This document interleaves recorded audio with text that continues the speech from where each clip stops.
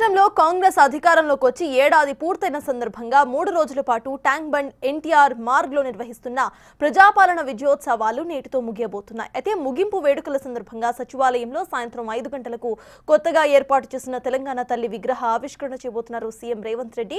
ఇక ఐమాక్స్ సమీపంలోని HMDA grounds లో 1,00,000 మంది స్వయం సహాయక సంఘాల మహిళలతో భారీ బహిరంగ సభ జరగబోతోంది. ఏడాది పాలనలో ప్రజలకు అందిన పథకాలు, అభివృద్ధి గురించి సీఎం మాట్లాడబోతున్నారు. ఇక సభకు సంబంధించిన ఫుల్ డీటెయిల్స్ ను మా ప్రతినిధి సుజాత అందిస్తారు.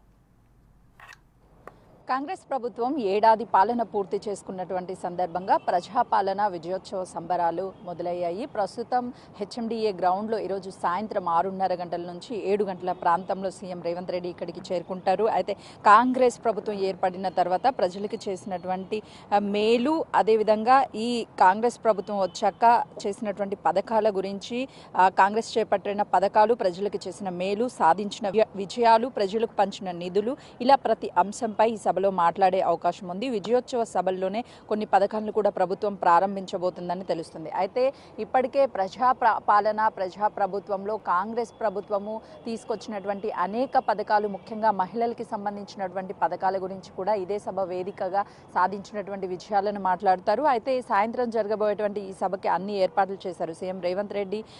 తెలంగాణ తల్లి విగ్రహాన్ని ప్రారంభించిన తర్వాత ఈ సభకి చేరుకునే అవకాశం ఉంటుంది. ఇప్పటికే ఈ సభకి సంబంధించినటువంటి అన్ని ఏర్పాట్లు చేశారు. 50,000 మందికి పైగానే ఈ గ్రౌండ్ క్యాపబిలిటీ ఉంటుంది. అయితే అంతకు మించి పబ్లిక్ ఎక్కువగా వచ్చే అవకాశం ఉంటుందని ఊహించి ముందుగానే అన్ని భద్రతా ఏర్పాట్లు చేశారు. మరోవైపు ఇక్కడ వివిఐపీలతో పాటు సామాన్య ప్రజలు ఎవరైతే వస్తారో వాళ్ళందరికీ కూడా అన్ని ఏర్పాట్లు చేశారు. మరోవైపు చూస్తున్నాము, అదే స్టేజ్ మీద సీఎం రేవంత్ రెడ్డితో పాటు పలు మంత్రులు, అదేవిధంగా ప్రజాప్రతినిధులు, అధికారులు పాల్గొని ఈ ఏడాది పాలన గురించి మాట్లాడే అవకాశం ఉంటుంది. అయితే మరోవైపు ఈ ఏడాది పాలనలో చేపట్టినటువంటి అనేక పథకాలు ఏవైతే ఉన్నాయో ఆ పథకాల గురించి కూడా మాట్లాడతారు. దాంతోపాటు 6:05 సీఎం రేవంత్ రెడ్డి సచివాలయంలో కొత్తగా ఏర్పాటు చేసినటువంటి తెలంగాణ తల్లి విగ్రహాన్ని ఆవిష్కరిస్తారు. తర్వాత ఇక్కడికి వస్తారు. హెచ్ఎండిఏ గ్రౌండ్లో లక్షలాది మంది స్వయం సహాయక సంఘాల మహిళలతో భారీ బహిరంగ సభ ఏర్పాటు చేస్తారు. ఈ ఏర్పాటు తర్వాత కూడా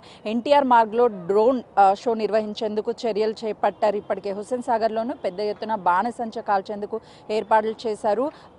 అనంతరం ఏదైతే ఈ సభ అయిపోయినంత తర్వాత ప్రముఖ సంగీత దర్శకుడు తమన్ నేతృత్వంలో సంగీత కచేరీ ఉండబోతున్నట్లుగా కూడా తెలుస్తుంది. Tank bund NTR Marg, necklace road, food స్టాల్తో పాటు హస్తకళ, సంస్కృతి, పటిష్ట భద్రత కూడా ఏర్పాటు చేశారు. కాంగ్రెస్ ప్రభుత్వం అధికారంలోకి వచ్చినటువంటి తర్వాత విజయవంతంగా సంవత్సర కాలం పూర్తి చేసుకున్నటువంటి ఈ తరుణంలోనే దాదాపు 10 రోజుల నుంచి కూడా విజయోత్సవ సంబరాలు అట్టహాసంగా ప్రారంభమయ్యాయి. ఈ 3 రోజులు అంటే శని, ఆది, సోమవారాలకు సంబంధించి ప్రత్యేకంగా వివిధ రకాల వేదికలుగా తెలంగాణ రాష్ట్రంలో అన్ని ఏరియాల్లోనూ ఈ విజయోత్సవ సంబరాలనే అంబరాన్ని అంటాయని చెప్పుకోవచ్చు. నిన్న జరిగినటువంటి షోలు కూడా అటు లైవ్ మ్యూజిక్స్ కావచ్చు, అదేవిధంగా తెలంగాణ సాంస్కృతి సాంప్రదాయాలను కళ్ళకు కట్టే విధంగా, అందరికీ తెలియజేసే విధంగా వివిధ సాంస్కృతిక కార్యక్రమాలను చేపట్టారు. ఈ రోజు జరగబోయేటటువంటి సభలు అయితే మాత్రము తెలంగాణ రాష్ట్రంలో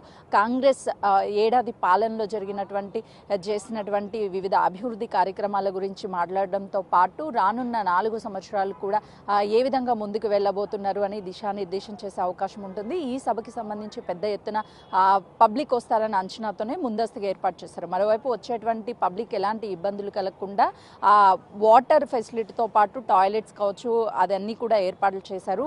రేవంత్ రెడ్డి మాట్లాడేటప్పుడు సీఎం వచ్చినటువంటి పబ్లిక్కి వివిధ స్క్రీన్లు ఏర్పాటు చేశారు. సాయంత్రం జరిగిపోయే ఈ బహిరంగ సభ కాబట్టి వచ్చినటువంటి పబ్లిక్ ఎలాంటి ఇబ్బందులు లేకుండా ప్రతి చోట 6 స్క్రీన్లు ఏర్పాటు చేశారు. ఒక్కొక్క చోట ఒక్కొక్క స్క్రీన్ ఉంటుంది. ఆ స్క్రీన్లోనే వచ్చినటువంటి పబ్లిక్ అంతా చూస్తారు. మరోవైపు లైట్స్ సాయంత్రం కావడంతో భారీ లైట్స్ని కూడా ఏర్పాటు చేశారు.